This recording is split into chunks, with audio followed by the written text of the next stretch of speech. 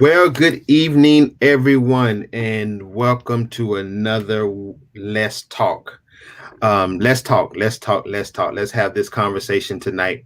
Dr. Wilson is with us again. Dr. Wilson, how are you doing? I'm doing well. I'm doing Great. great. Great. Yes, Always good to see you. And we you as always well. know that when you come on and you join us, we're going to have a great discussion about a serious topic on tonight. So tonight, everyone, we want you to make sure you go ahead on and share, share it out. Share it out with some parents, share it out with some students. Because tonight we're going to be talking about back to school special. Back to school special. Listen, the kids are back in school. Summer is over. Homework is starting. Books are coming home. And if anybody is like my little 6-year-old nephew, he is still trying to make that adjustment from the summer of not doing too much. But we're gonna have a tremendous time. Y'all know I'm gonna fade out. And I'm just going to now turn it over to Dr. Wilson and she can do her thing. So, Dr. Wilson, if you don't help anyone tonight, please help me. Please help me with this bike to school. God bless you.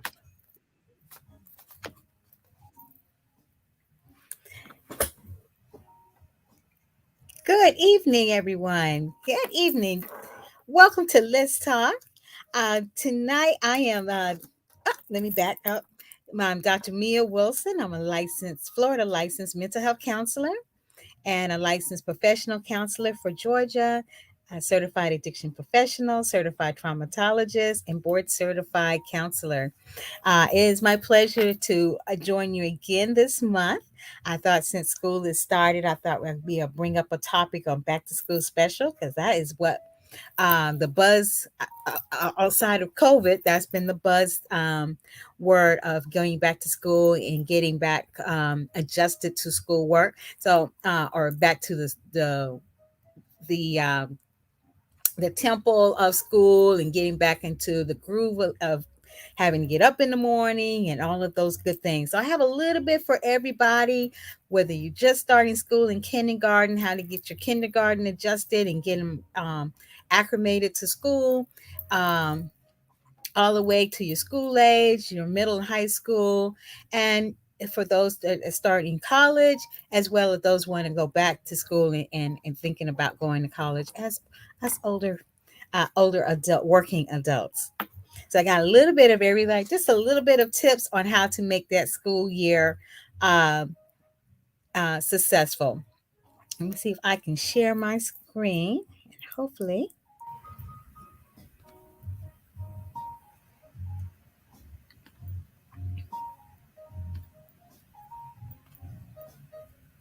that it will share. Yep.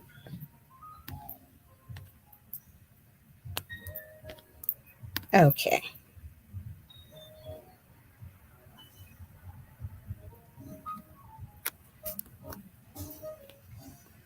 Okay. Hopefully you guys can see that. Let me know if you cannot see it. So this is my back to school 2021. And so we're going to start off with some back to school mental health tips because we do know that when we are going back to school, we have to not only get ourselves together physically because we have to change with our, it's not the summer anymore. So we got to get up and we have to get up with the kids as well, right?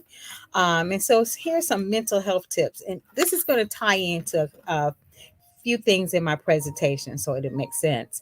So we know that school is one of the most important places where children learn and grow intellectually, socially, and emotionally. So not only are we learning, but we also are learning um, intellectually, we're learning new skills, but we also learning how to socialize as well, and growing up and growing to be emotionally mature.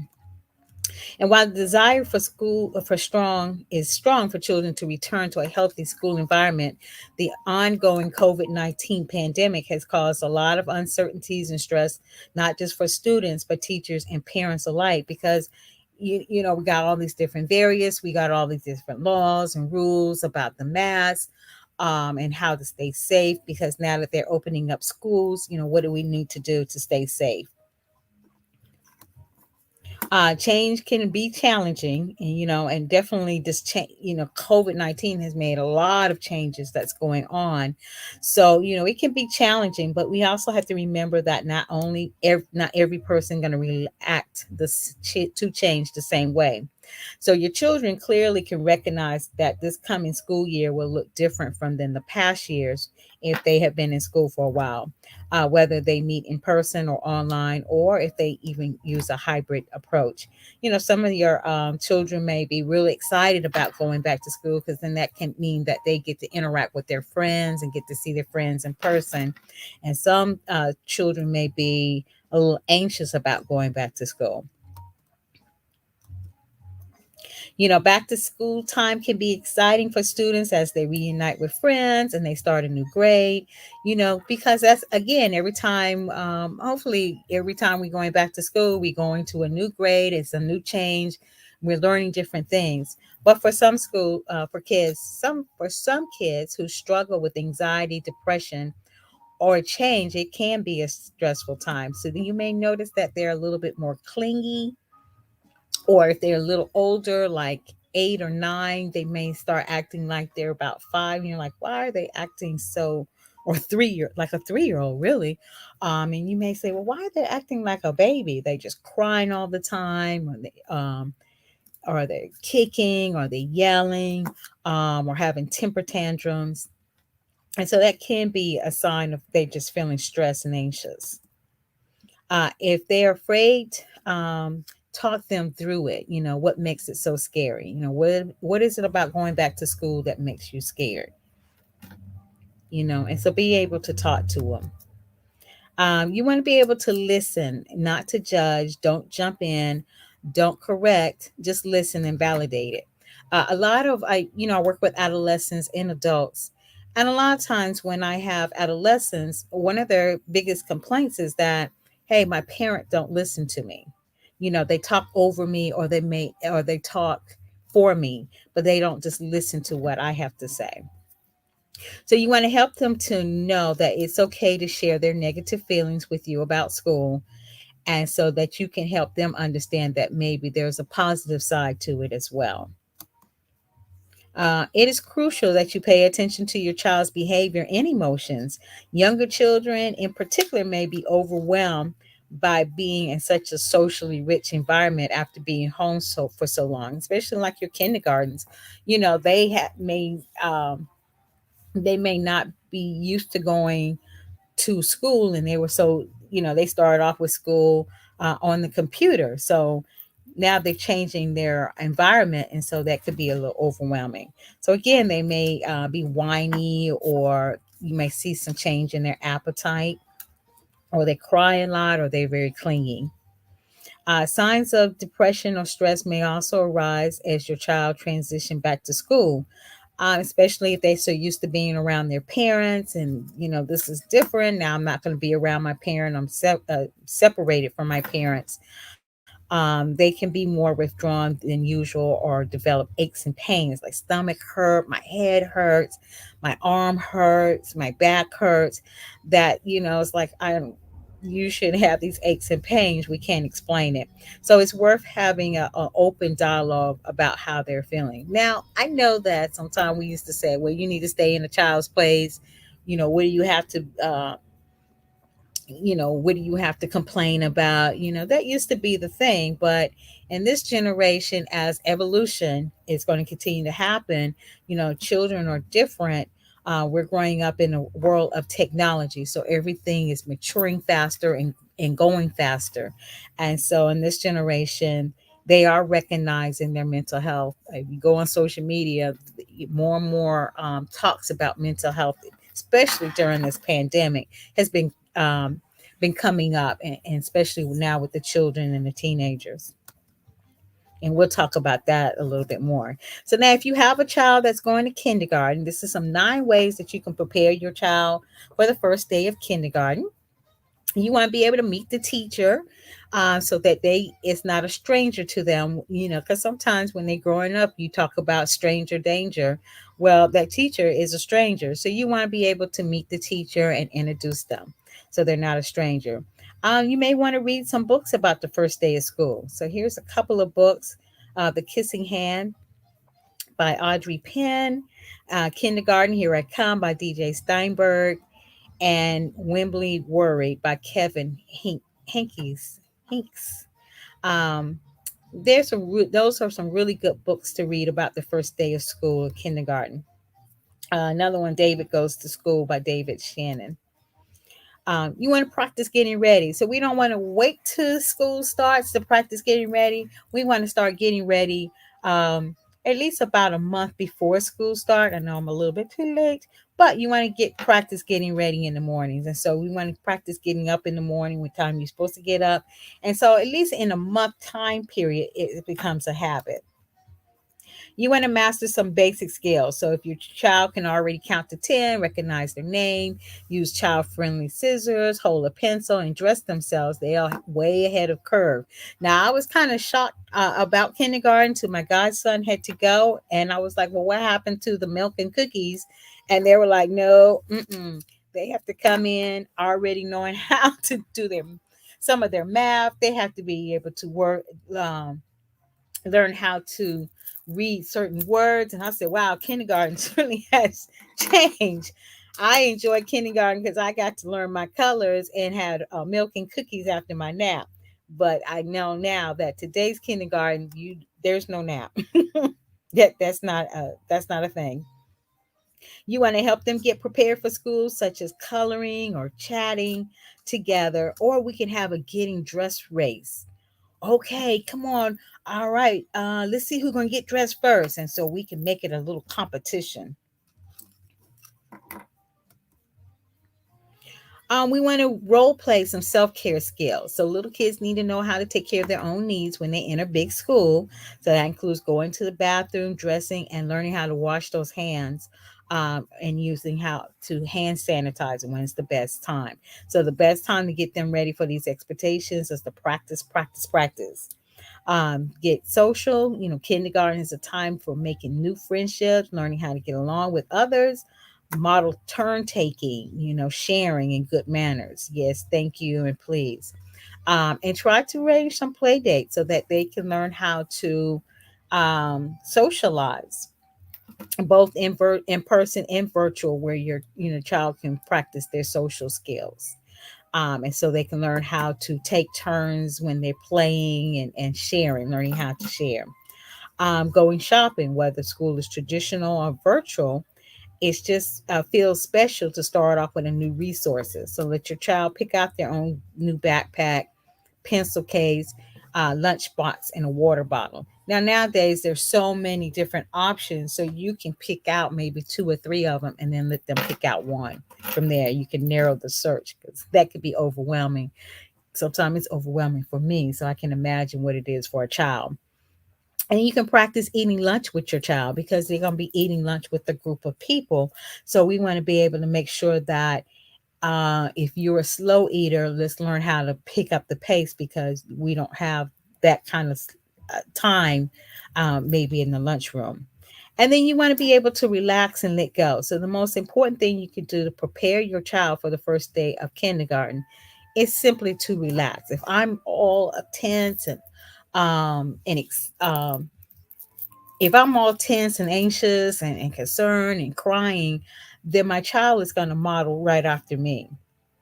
And so then they're going to be tense and anxious. And so the thing is that I need to relax and feel really excited, just overly excited about, oh, this is our first day of school. This is kindergarten. And we may have to do this for for about a month just to get them excited. And so when they go to kindergarten, they know, oh, this is going to be great. This is going to be exciting. Must be something great about this. Now, your school age children, and so that's all the way up to first grade, all the way up to middle school. Every child can face challenges when heading back to school, but back to school time could be especially difficult for about 20% of children who suffer from a mental health or learning disorder. Now, you know, I was going to put that in there. I'm a mental health counselor, right? All right. The school environment demands many things that summer activities don't.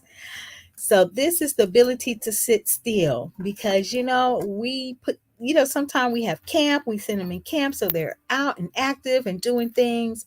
um but in school you have to learn how to sit still for a couple of hours, and you have to be organized, and you got to stay on task so that you can get your work done. And then you have to adapt to a new highly structured daily schedule, because lunchtime is at this time, and class is at this time, and class period is at that time. So school also requires kids to separate from their parents and interact with peers. So this could be an enormous challenge for any child with anxiety. But six things parents need to know about starting school with vulnerable children. So, mental health problems emerge at back to school time, so they get, it can make their anxiety increase, because they may think the worst. We have these what ifs, and so what if nobody likes me? What if I can't make friends? What if and so it goes on, and then it's the worst case scenario. Children with special need requires a lot of help learning how to manage a new schedule. So, as a parent, you can ease your child's anxiety by modeling confidence and calm behavior, and by imposing structure in family life, like mealtime, homework, and bedtime routine. So let me kind of like backtrack just a little bit. So even like if you putting your child in daycare, I think sometimes parents don't realize that the daycare may have a certain structure. So what you want to do is, because we're talking about the schedule, in the weekend we kind of like we almost forget about that Monday through Friday daycare schedule, and then we put him on to this other schedule that's just totally off. That's not like the daycare, in other words. And so one of the things, if even if your child is in daycare, learning about what their schedule is. So if there's a certain time they take a nap, certain time that they eat, if you have your child your baby during the weekend, you want to be able to keep that same schedule as much as possible, so that there's no break in that schedule, because a child that has stability, they flourish the most. So same thing with school age children. You want to be able to impose some structure in family life, making sure that mealtime is about right around the same time as much as possible. Then this is your homework time, and then your bedtime routines. And so you want to make sure that's kind of structured. So you got to remember that kids' brains is changing dramatically. So profound changes occurs in the brains of children, particularly as they enter their teens. Those pre-tweens, those tweens, 9 to 11. So the teen brains start pruning, strengthening some synapses and eliminating others. You want to know why they're like hormonal and got all these feelings, right? And emotions. So this temporary imbalance of this pruning in certain areas of the brain has been linked to teens' erratic and risky behaviors. So as well as the onset of anxiety, depression, and substance abuse. And we'll talk a little bit more about that.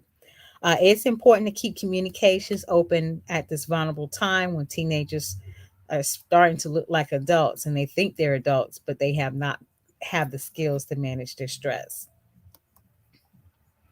Anxious parents send anxious kids to school.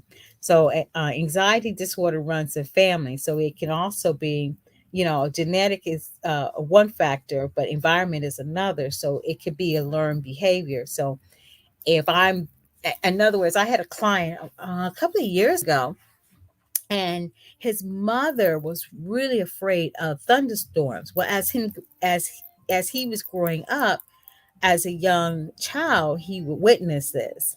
And so as he was growing up, he had a fear of thunderstorms. Now, you living in Florida, I'm like this poor guy. So every time there's a thunderstorm, he's having a panic attack.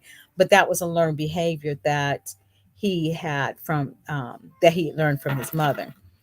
So you got to realize that, remember that kids are really like sponges, absorbing the energy and adopting the behaviors around them, even if you think they're not watching.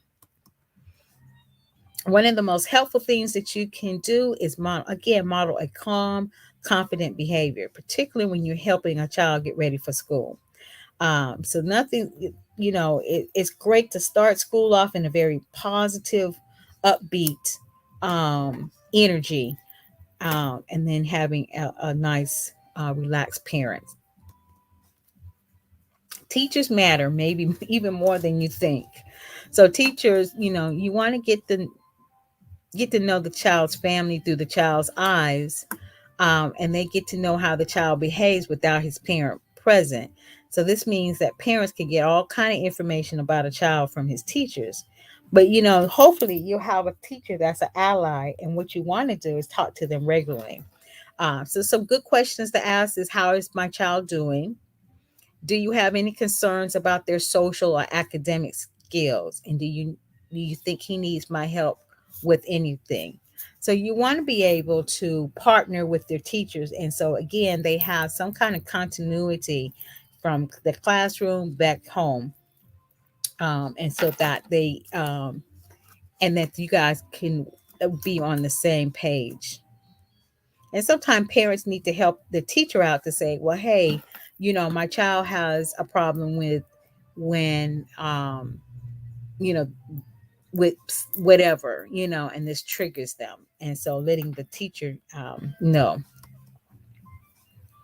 Homework time is crucial. So young children have with learning disability, as well as those without any documented problems, can benefit from the parents' involvement during homework time. So parents should set aside time for structured homework session each evening. And sometimes parents like, I don't understand this. YouTube is a very great source, or getting a tutor is a very great source. A good routine might start like this: create space on the desk to work, help him clean out his or her backpack, review the day's assignment, and discuss the homework as well as any questions about it. And then you can observe your child's learning strength and weaknesses. This way, while also reinforcing good study habits, be positive and encouraging. Um, because we don't always want to say, "Oh, look at you! You keep making all these mistakes." Well, yeah, we want to point those out too, but we also want to be careful not to point out the positive too, and be encouraging to them. Don't jump to conclusions. So sometimes when we have more than one child, kids can grow and develop at different rates. So ideally, a child will acquire various skills within expected time periods, but she or he may develop more quickly in one area than another. So I know this was very true. I have a younger brother, and I was very good at English. I was really good at English, and math just wasn't my thing. And so I struggled with math. My brother was the opposite. He was great at math and struggled with English. And so we just kind of developed different rates with different subjects. So parents sometimes will worry, for example, a 1 5 year old can read fluently while the other could barely sound out the words on the page. But a lack in one area of development does not mean that your child has a disorder. But if you think there might be a problem with your child's development, definitely talk to his or her teacher. Oh, and here's our middle and high schoolers. So there's a lot on the mind of caregivers and students as the 2021 school year approaches. Amid more than a year of learning during a pandemic with at home and in class hybrid teaching and social distancing, schools are on the lookout for signs of student distress.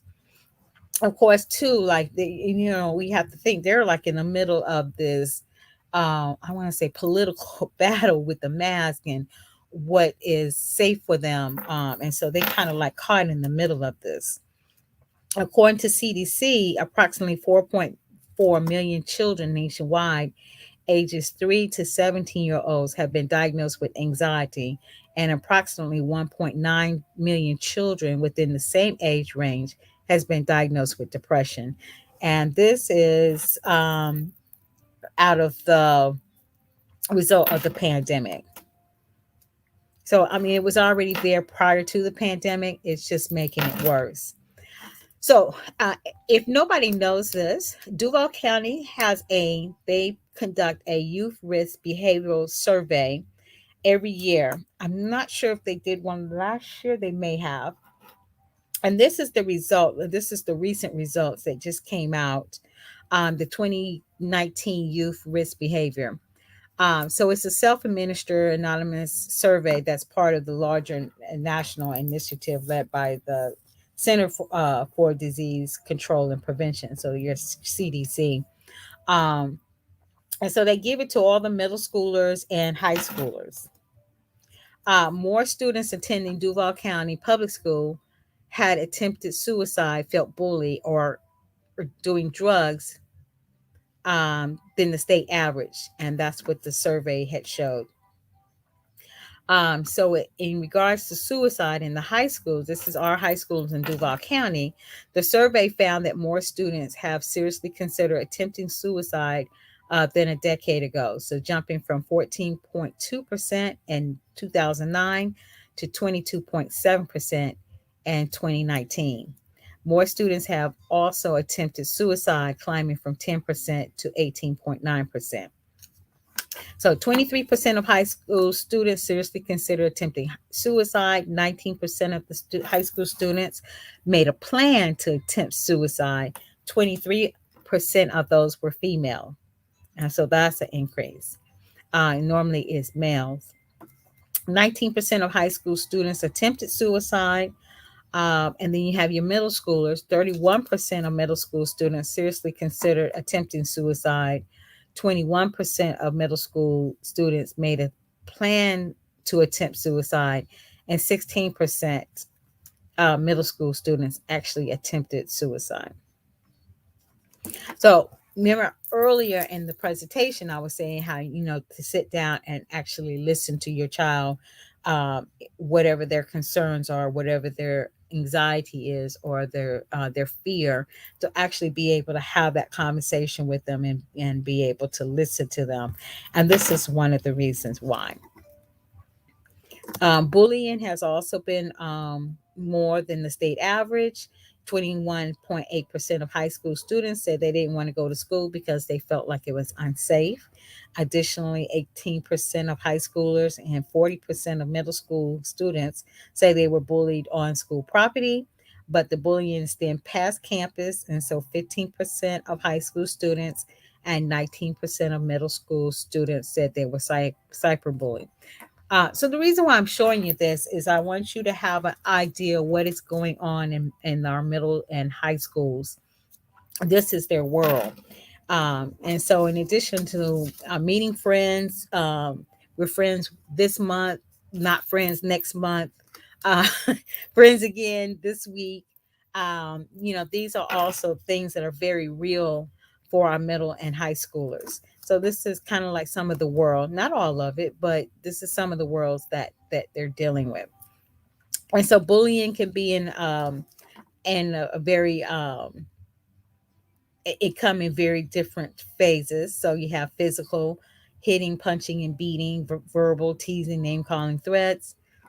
You remember that used to be all, back in the day, that was it. Now we have emotional, where they use intimidation, using gestures, social inclusion or threats, sexual bullying, where they are not necessarily the sexual harassment, but they may tease about your sexuality. Um, this also, they may tease you about doing things to you. So it is kind of like a sexual harassment. Then you got racist bullying that's going on. Uh, Cyberbullying. This is the online harassment. Some people will post fake pages that your child did not even make, and then put all kind of messages on there. And then hazing.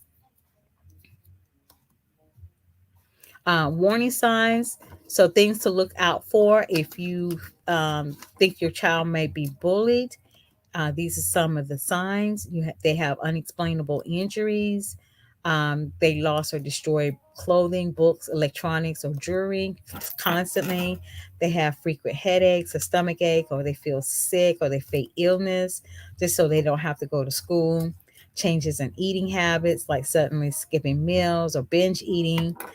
Some kids may come home from school hungry because they didn't eat lunch. Difficulty sleeping or frequent nightmares, declining grades, and that's one of a big sign. Looking out for declining grades or loss of interest in schoolwork or not wanting to go to school. And then sudden loss of friends or avoidance of social situations, especially if they used to be socialized or they used to love to socialize, and then they just all of a sudden they don't have a interest in it. Feeling helplessness or decrease in self-esteem, and self destructive behaviors such as running away from home, harming themselves, or talking about suicide. So these are good indicators if you keep seeing this happen. One of the things is you might, because they may not openly talk about it, but you may want to check in with them. According to the Youth Risk Behavior Survey, more students were admitting to vaping. So CDC said the number of middle and high school students vaping rose from 3.6 million in 2018 to 5.4 million in 2019.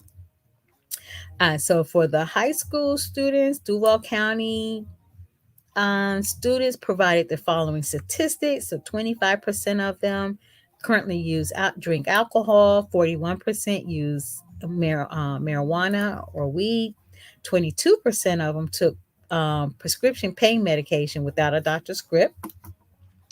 11% of them use synthetic marijuana, or we call it K2, K9. 9% use cocaine. 9% use ecstasy. 7% use heroin. And 7% use methamphetamines. So this year's results showed that Duval youth substance use is higher than the state average across the board, including pain medication without a script and cocaine was on the rise. So, again, just want you to be aware of what's going on, are some of the things, not saying all of it, but some of the things that are going on with middle and high schoolers. Um, so the transition from a more relaxed summer, I get to kick it and chill in my room, or I was going to camp, I was doing all these things. So now I got to face new faces, homework, more scheduled activities, and that can bring about a mix of anxiety, anticipation, and excitement. The good news is that there's some simple strategies that you and your family can use to help ease back into the school routine. Again, you want to try to start off like maybe a month before. I know I'm a little too late. You're like, Dr. Wilson, you should have told us this before. Having accessible middle or high school, you want to reinforce good sleep habits. Sleep is so important. So getting that plenty of sleep, a rest and sleep are important not only just for good grades, but for staying awake during school, and also prevent depression and other mental health issues. Um, and it keeps their stress levels down. Be available. Teens often appreciate being able to connect with you at the end of the day. Sometimes they don't act like it, but they do. So try to be available either in person or on phone when your teen gets home from school, just to say, "Hey, I hope you had a great day." Even if they say, "How was your day?" Yeah, you might want to just use open-ended questions. Tell me about what happened in day today. In school today. You know and being able to stay connected. So as kids get older, sometimes they share less with parents or caregivers, but it doesn't mean that you should be less aware of what they're feeling. So sometimes sending encouraging texts or personal notes in their book bag to help them reduce their anxiety, let them know that they're not alone at school and that you support them, even even if they may feel that way. If feel that they're alone at school, take time to listen to them. You may not like, I can't believe that this is stressing them out. But you have to realize that's their world. And it may not look like an adult world, but you want to be able to take time to listen and discuss experience that might be appeared to be scary or challenging or even exciting. Spend time each day talking to your teen about what happened in school, even if it's just a 15 minutes. Hey, let's just have a little 15-minute um, get together where we can just all come together and just talk about our day.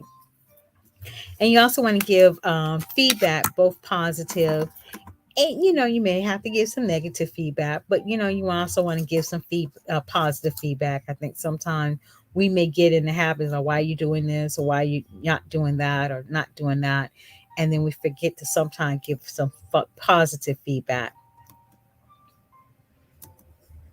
Serve healthy food and encourage healthy eating. Food choices affect mood, ability to concentrate, and energy level. This is all key in your teen's academic success and overall well-being. Encourage regular exercise. So, physical activities is great for mental wellness and has been shown to decrease depression and anxiety. And experts believe that exercise releases chemicals in our brain that makes us feel good. And regular exercise can also boost your teen's self esteem and help them concentrate, sleep, and feel better. And also, encourage them to do any extra activities, which also, so exercise helps with um, math skills, um, doing dance. So, doing some extracurriculum things that are outside of academic, which also feeds in like music. All of those things help with um, science skills and things of that nature. So, it all ties in together.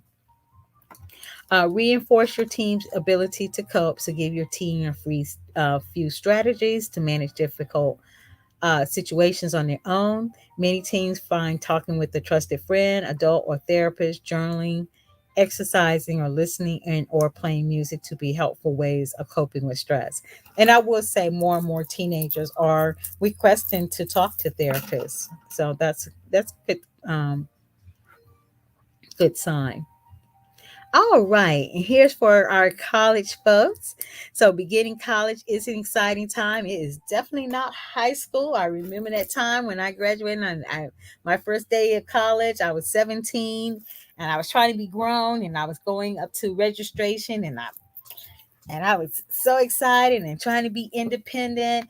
And they said, "Oh, you're a minor. We're gonna have to have your mom's signature." And I was like, "Oh, yeah, she's over there." And I was so embarrassed. And my mom, of course, was like, "Oh, you need me." And I was like, "Yeah, I need your signature."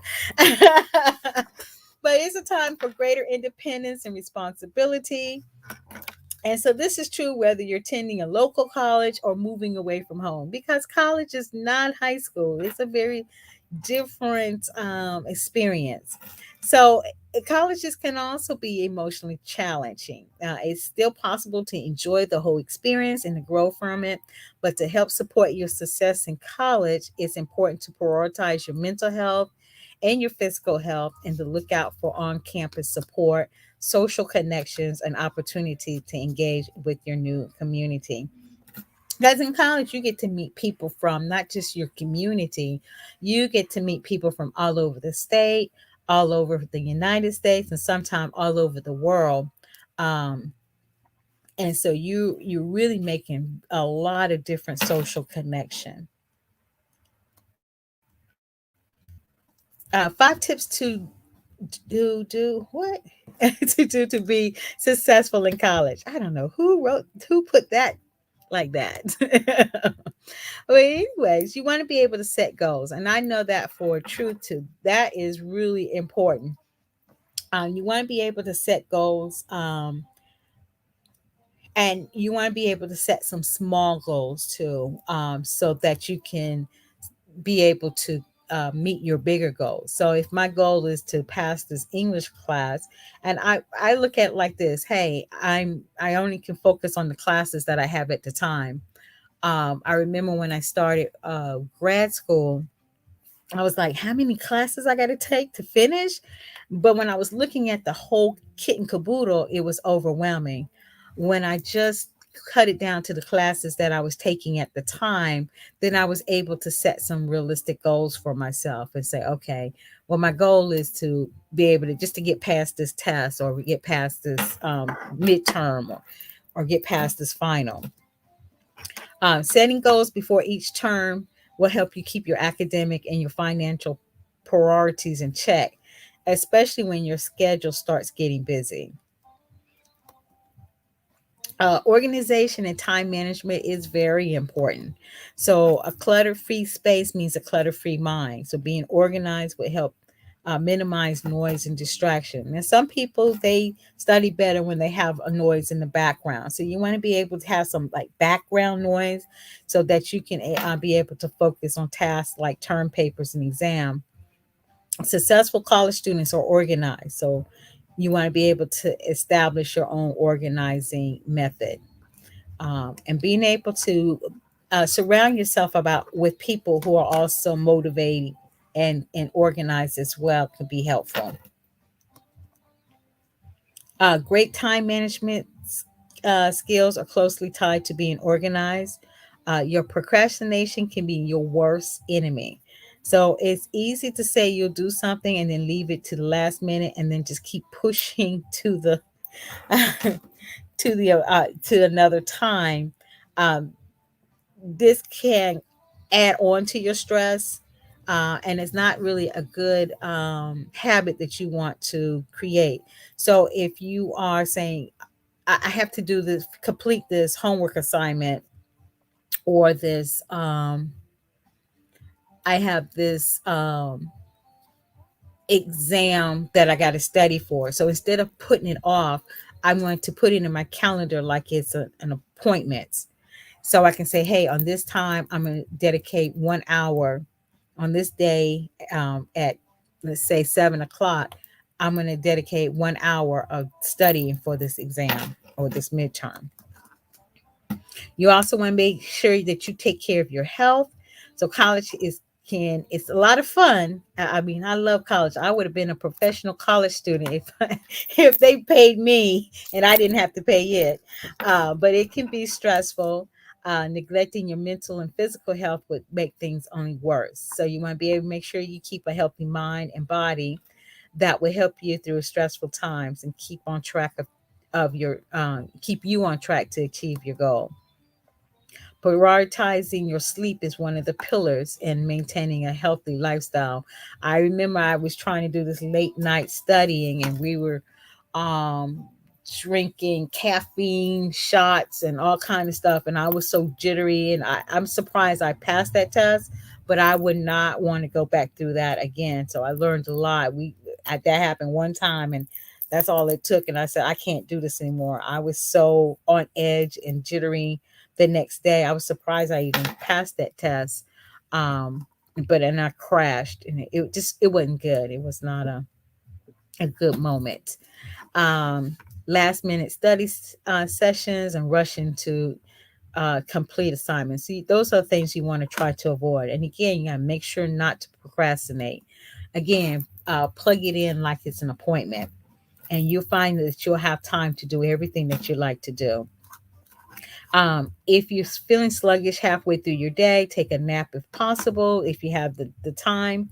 If you can't, try meditating for a few minutes, which can also help you re energize you, as well as water. You know, just drinking water can help re energize you. Some people swear by Gatorade just to get your electrolytes back up and just kind of help re energize yourself.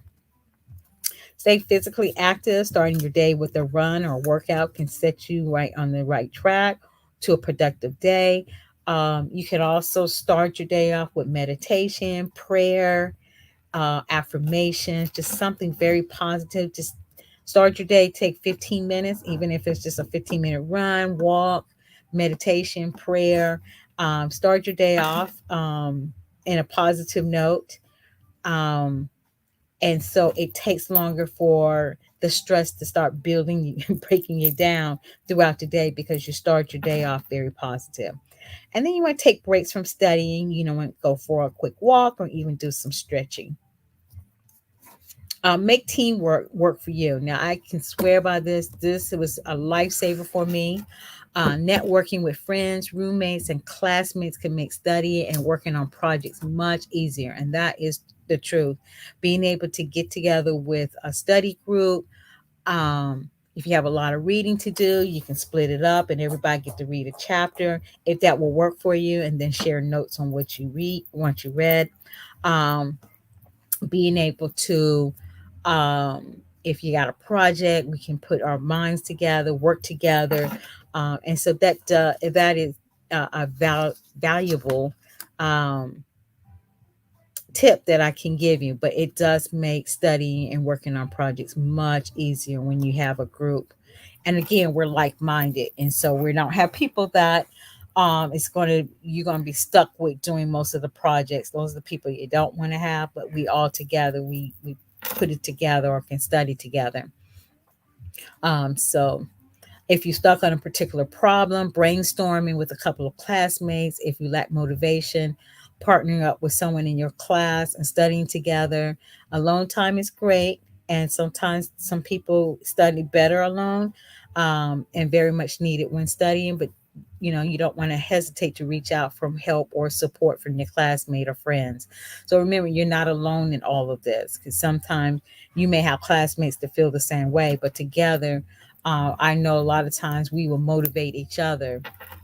I remember in my doctorate program, it was just three of us at toward the end when we were doing our dissertation, and one was in Texas, the other one was in South Carolina. Well, who else was going to be awake at 12:30 at night or 1 o'clock in the morning? And we would just stay in prayer. We would call each other, and when one was having a problem, we stayed in prayer. We talked through the problem, and so we were able to support each other to graduation. You want to also make sure you be smart about your money. Being statistic about finances throughout your college years will make your life so much easier in short and long term. Plan for expected expenses and keep track of them. And then you also want to plan for unexpected expenses. So maybe have like a little emergency fund. And emergency fund doesn't mean that if I see a pair of shoes and I don't have the money and I'm in and I, that could be emergency, but we don't want that kind of emergency and end up spending all your money. And then when you do have a real emergency, you don't have it. Um, your budget should include expenditures such as rent, textbooks, food, entertainment. You also want to have fun while you're in college. You don't want to just be just class work and that's it. There's so many things. It's like a whole little city. When it comes to any private school student loans, be diligent in your research and find the lowest interest rate possible. Now, if possible, if you can avoid student loans, I would definitely try to avoid them. Use that as a last resort. You got tons of grants out there, tons of scholarships. There's a website called fastweb.com. They are real scholarships. I use that myself. For women, there's a website called scholarships4women.net. Tons of resources for women about grants. And sometimes you'll be surprised if you just Google scholarships for whatever your major is. You'll be surprised what comes up. There's a lot of companies that have private scholarships.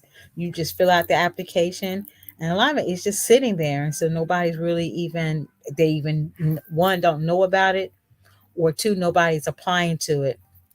And it's just money, just free money that's sitting there. Anything that says grants or scholarships, that is free money, Pell Grants, So, and then the school itself, every school has scholarships too.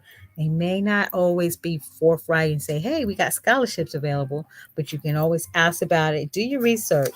You'll be surprised how many scholarships out there for people. And it's never too late. Finally, a guide for working adults going back to college. So these are adults, and not that you're not adults when you go to college, but these are working adults that we've been out here for a while. We have a whole career, family. We're doing a thing. So we decided that, hey, we want to go back to college. So a growing number of college, career colleges and vocational trainings now offer bachelor's or graduate degree programs, or even just certifications. You'll be surprised. Um, 6 months, 5 months, just to get a certification in a particular skill, or to even to enhance your knowledge. Working professionals and adults are concerned about the cost, returning to college, and the time commitment involved, and the challenges of attending classes with younger students. Many are also concerned that their employer would be unimpressed with their new degree or certification. Well, some of the things is that I'm afraid I won't fit in. So many middle-aged adults returning to college are concerned about standing out, not fitting in with younger students.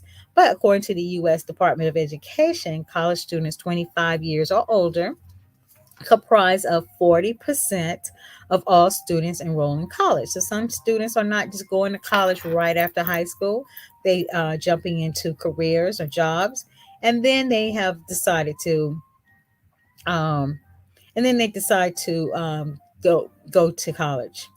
Likewise, about close to 3 million people 35 years or older were enrolled in college. So there's a growing number of middle-aged adults that are now returning to college to pursue or finish their degree. And many adults find they actually enjoy interacting and learning with younger students who are enthusiastic about education. I'm afraid it would be too expensive. Again, there's tons of scholarships and grants. And if you have to get a loan, use it as a last resort. But it can be expensive, but it can also be viewed as an investment. So the cost of attending college or getting your certification or vocabulary school does not have to be large of a sacrifice, but it could be a long term rather than a short term perspective. So you're thinking about your salary increase. So when I get it makes me more marketable, and so I can ask for a higher salary.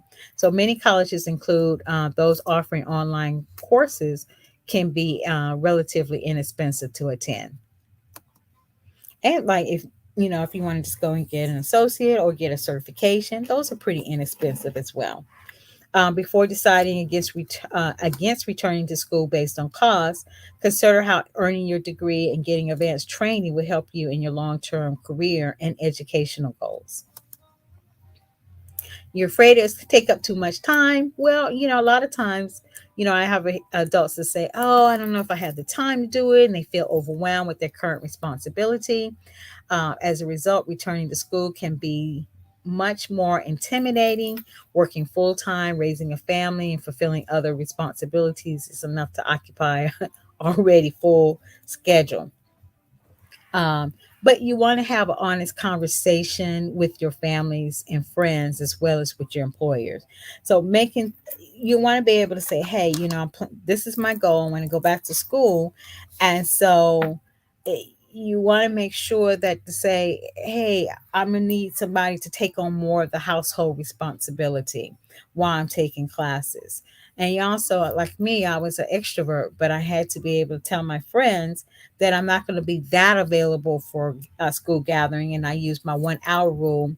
So I would hang out with you for 1 hour and then I had to go back and finish school, classwork.